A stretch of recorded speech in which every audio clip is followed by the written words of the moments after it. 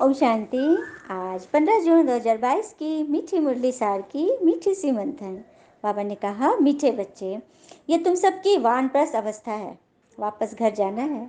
इसीलिए बाबा और घर को याद करो, पावन बनो, सब खाते खलास करो। क्या कह रहे बाबा? वानप्रस्थ अवस्था था, कोई वन को नहीं जाना, बल्कि वाणी से परे, व्यर्थ वाणी से, वैसी वाणी से, वैसी सोच से जो हमें परेशान करती है, हमें फंसाती है, हमें दर्द देती है, उनसे ऊपर उठना है, क्योंकि वापस घर जाना है ना।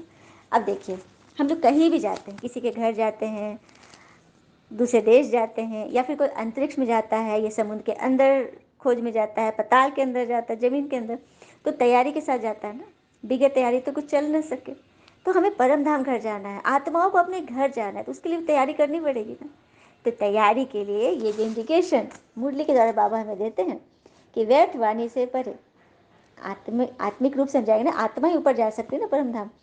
तो आत्मा रूप में टिकाने के लिए व्यर्थ वाणी से परे, इसका उसका क्यों क्या ऐसे वैसे सारे खाते अब खलास करो।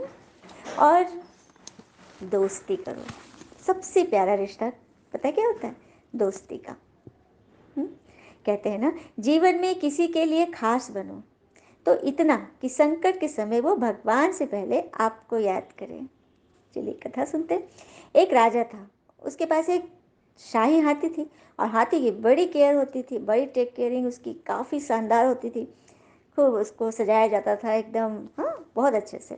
राजा का हाथी था भाई, और उसको आलिशान तरीके से भोजन दिया जाता था। एक दिन वो हाथी चावल खा रहा था, सूंड से उठाता था और मुंह में डालता था, तो सूंड से ना नीचे कुछ चावल गिर जाते थे, और हाथी तो ऊंचा है। अचानक रोड पे एक आवारा कुत्ता था, वो इधर उधर देखते हुए देखा कि वहाँ पे चावल गिर रहा है उसके मुख से, और नीचे आ गया और वहीं पर से उठा उठा के खाने लगता था। हाथी को तो दिखता नहीं था, तो ऊपर लंबा। ऐसे करते 2-3 दिन हो गए, और वो रोज आकर के ना गिरे हुए चावल खाता था, उसी समय पहुंच जाता जब हाथी को भोजन दिया जाता था। एक दिन हाथी ने देख लिया कि ये कुत्ता है सड़क का, अब वो आके मेरा भोजन खाता है। तो कुत्ता ने भी देखा, तो उसको डर लगा कि हाथी ने तो देख लिया। लेकिन हाथी ने बहुत खुश हुआ, और हाथी बोला कि अरे तुम नीचे गिरा हुआ क्यों खा रहे हो, आओ मेरे पात्र में से ही खा लो। तो कुत्ता को बहुत अच्छा लगा कि अरे कोई मेरे सर में आवारा हूँ, मेरे को कोई नहीं है, मुझे इतना अच्छा से मेरे बात कर रहा है। उसको अच्छा लगा, और वो दोनों मिल करके अब खाना खाने लगे। इधर कुत्ता भी एकदम दूल्हा पतला मरियल जैसा था, वो भी हिस्ट पुष्ट हो गया, एकदम ताकतवर, एकदम मोटा हो गया, क्योंकि शाही खाना भोजन रोज खा रहा है भाई, वो भी दोस्ती के साथ, मित्रता से, प्रेम वश खा रहा है। कहते हैं ना, प्रेम से खाया हुआ भोजन एक एक कण भी शरीर को लगता है। तो फिर कुत्ता फिर चला जाता था रोड पे। एक दिन उसको एक किसान ने देखा कि अरे बड़ा मोटा ताजा एकदम ताकतवर कुत्ता है, इसे क्यों नहीं अपने पास बांध लूँ और काम कराऊँ, कुछ भी मतलब ट्रेनिंग दूँ। तो उसको बांध के लेकर गया, दूर चला गया किसान को लेके। इधर हाथी जब खाने बैठता तो उसको याद आती थी अपने दोस्त की, अच्छी दोस्ती हो गई थी दोनों की, गाढ़ी दोस्ती। और धीरे धीरे ना हाथी दुबला होने लगा। उधर उस कुत्ते की भी वही हाल हो गई, वो भी नहीं भोजन कर रहा, काम भी नहीं कर पा रहा है।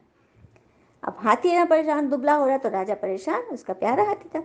उसे मंत्री को बुलाया, बोला पता करो क्यों हाथी दुबला हो रहा है। तो हाथी ने वैद्य को बुलाया, तो वैद्य ने बोला कि इसका सब कुछ ठीक है, कोई शरीर में कोई रोग नहीं है, ये गमगीन है, लगता है इसका किसी के साथ कुछ स्नेह था जो बिछड़ गया है, वो उसी की याद में है।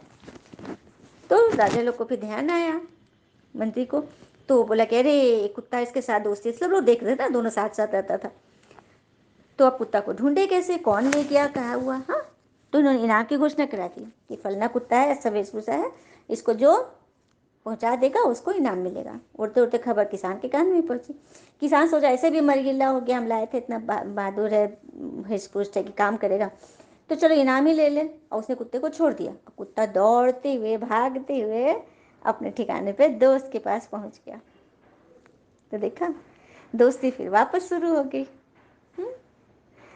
तो कहने की बात है ना कि किसी जब जानवर में जिसको सेंस नहीं है, जो बोल नहीं सकते, लेकिन वो लोग में जब इतनी दोस्ती होगी, तो हम इंसान हैं, हमारे अंदर तो इतनी भावनाएं, इतनी बुद्धि है, इतनी सारी चीज़ें हमारे बीच में है कि हम कुछ भी हासिल कर सकते हैं।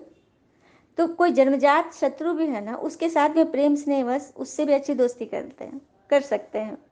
अगर किसी से दुश्मनी है तो दोस्त बनने का प्रयास कीजिए, कोशिश कीजिए, क्योंकि ज़िंदगी बहुत छोटी है। वह आत्मा के संस्कार लंबे हैं जो कि साथ जाने हैं। तो चलना है ना सबको वापस घर। प्रश्न, बाबा बच्चों को कौन सा धीरज देते हैं? बच्चे, इस ज्ञान यज्ञ में अनेक प्रकार के विघ्न पड़ेंगे, परंतु धीरज धरो। जब तुम्हारा प्रभाव निकलेगा, ढेर के ढेर आने लगेंगे, क्योंकि लास्ट में जब चारों तरफ से हलचल आएगी ना, तो सभी बच्चे कहाँ भागेंगे पता है? यही ब्रह्मा कुमारी इसके बच्चों के पास, ब्राह्मण बच्चों के पास, क्योंकि शांति कहीं होगी तो यही होगी। बाबा ने तो कह दिया है, साधु संत भी जो आज पूरा अपना आश्रम खोल के बैठे हैं, सारे ही इधर आएंगे, क्योंकि जब उन्हों को शांति नहीं होगी तो अपने फॉलोअर्स को कहाँ से शांति देंगे। ये बाबा ने बोला, जो अभी नहीं सुन रहे हैं सब आगे आपके झुकेंगे, बांधेलियों के बंधन खलास हो जाएंगे। जितना तुम बाबा को याद करेंगे, तुम विकर्मा जीत बनते जाएंगे, विकर्मों से ऊपर उठ जाओ, सारे विकर्म तुम्हारे भस्म हो जाएंगे और तुम पुण्यात्मा बन जाओगे। धारणा, घर पर बैठ भोजन बनाते, भोजन खाते, हर कर्म करते ईश्वर की याद में रहना है। बाबा जो अविनाशी ज्ञान रतन देते हैं, उनसे अपनी झोली भर दूसरों को दान करना है। हमने भक्ति में सुना है ना, भोले भंडारी झोली भरते हैं।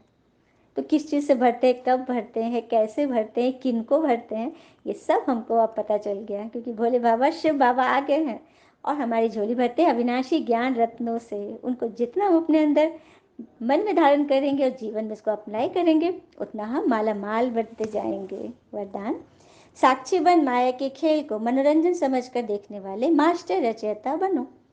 माया का खेल, कोई भी विघ्न आ रही है, समस्या आ रही है, प्रॉब्लम है, कुछ भी बात है, तो माया का खेल है। और खेल कैसे देखते हैं हम? कोई हार भी रहा है, जीत भी है, तो मनोरंजन के रूप में देखते हैं। तो माया कितने भी रंग व खेल दिखाए, पर मैं माया जीत हूँ, मैं विजयी हूँ, इस स्मृति से उस खेल को मनोरंजन के रूप में देखोगे तो समस्या समस्या नहीं लगेगी, कोई क्वेश्चन नहीं उठेगा। सदा साक्षी और ईश्वरीय साथ की स्मृति से सदा विजयी बन जाएंगे। तो सभी विजयी बच्चों को बहुत बहुत बधाइयाँ, क्योंकि बाबा ने हमें कितने अच्छे पॉइंट बता दिए। स्लोगन, मन को शीतल, बुद्धि को रहम दिल और मुख को मृदु बनाओ, मीठा बनाओ। मन को शीतल, बुद्धि को रहम दिल और मुख को मीठा बनाओ। अच्छा, ओम शांति। शुक्रिया मीठे बाबा।